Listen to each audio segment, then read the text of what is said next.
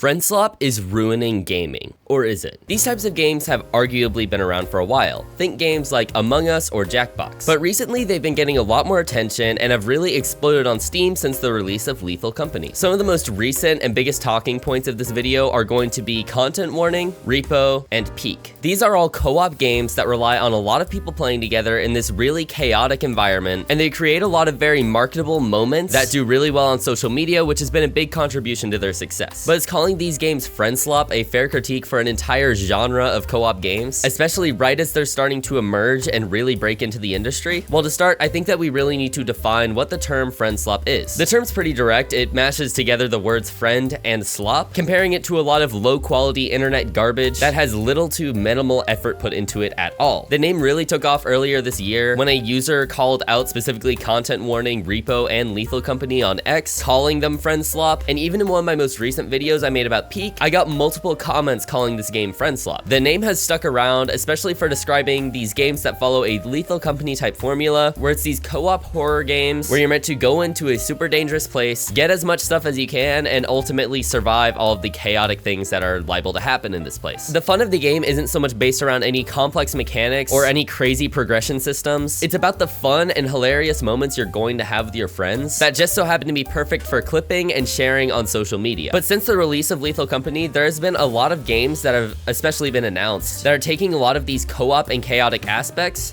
into new genres outside of horror. So I've personally been classifying games like Lethal Company, Repo, and Content Warning as lethal-likes instead, because they follow that same formula Lethal Company did. But ultimately, that brings up the main debate, which is whether or not these games should be called Friendslop. And on one side, you have a bunch of people saying that these games are destroying the game industry, as it's going to start flooding in all sorts of low-quality and low-effort games and promote less creativity, while on the other hand, you have people really defending these games and saying that they're essential to connecting with their friends all across the world. And in a world where finding good, cheap, casual co-op games is extremely hard, I personally think their defense is very valid. But if we're gonna understand the arguments for why people are calling these games Friendslop, we need to look at the critique underneath the game because there is some validity to it. The main critique I've seen is that these games are not really truly designed experiences, and that they're more just like social sandboxes, and that the fun depends almost entirely on who you're playing with and not the game itself. This leads to the largest point of where people are attacking these games, which is that they have very weak solo experiences.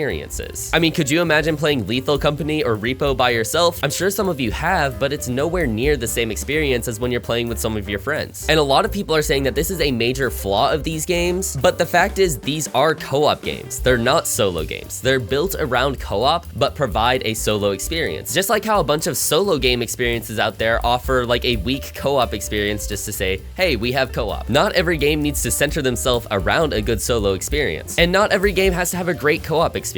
The fact is we need both. And though some games are going to have great co-op and solo experiences, that's just not going to work for every type of game. And it's not necessarily worth it for the developers to shovel in that much more money, especially when a lot of these developers are very small, in order to make sure that they have good solo experiences. In the case of these games, those scares, those laughs, all the tension is built by your friends, and they aren't just playing the game at the same time as you, they are a part of the game. So now we've discussed the friend aspect, but what about the specific slop aspect? A major critique is that this type of design is just a lazy shortcut in order to get games out quicker that will do well, and instead of coming up with really complex and unique systems, the developers can just outsource the actual fun of the game to the players. These arguments frame things like stylized graphics, kind of janky physics, and proximity voice chat as symptoms of laziness instead of being part of the game's design. The sort of janky physics are not a bug, they are part of the design of this game. And so by creating this really chaotic environment and goals and things for the players to do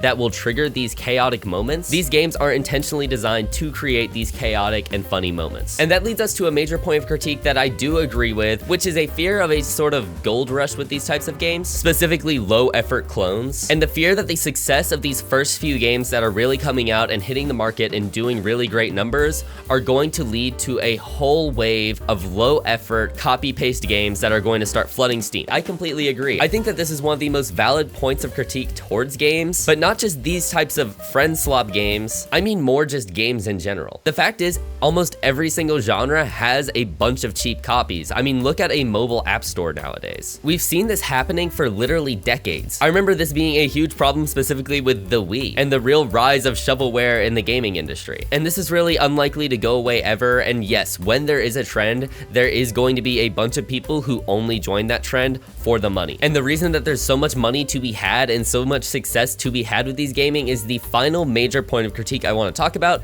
which is clip farming. A lot of people say that these games are purely existing to clip farm as a way to market themselves. And this is very much true, but in my opinion, it's not really that bad of a thing. The way I see it, all the games I've referenced in this video aren't popular because they are designed for content. They're popular because they're very fun. And those chaotic and clip-worthy moments are just the byproduct of people having fun. People wouldn't be posting these clips if they weren't really enjoying themselves, and the content can only exist because the game is so fun to play. All of this together though have created a community of people who are attacking these games, calling them Friendslop. But this is just a toxic label that is completely misunderstanding the entire point of these games. First off, the term Friendslop alone just makes it sound like there was no work at all that went into these games. Like a developer just pulled up an AI bot and told it to generate an entire game for them. But that's just not the case, at least not yet. Most of these so-called Friendslop games are made by small indie teams that are on limited budgets. They usually sell for really low price points between like $5 and $10.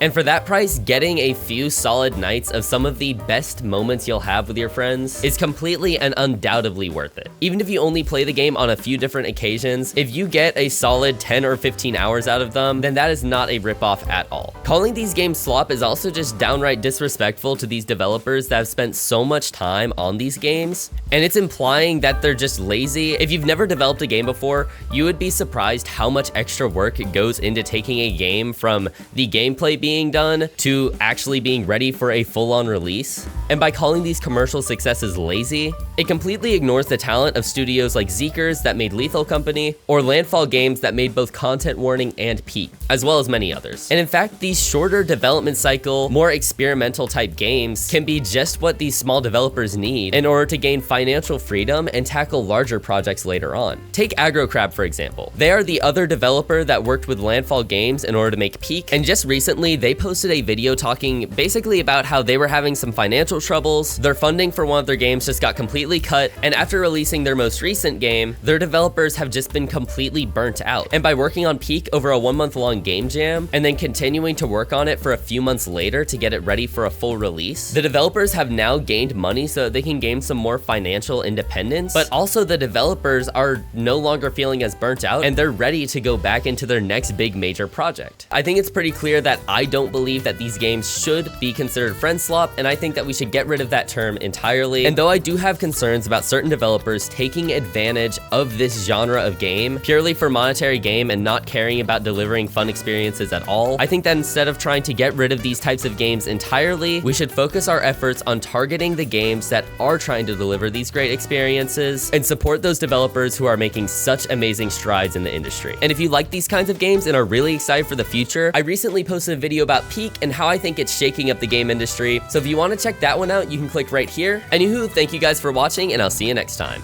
Bye-bye.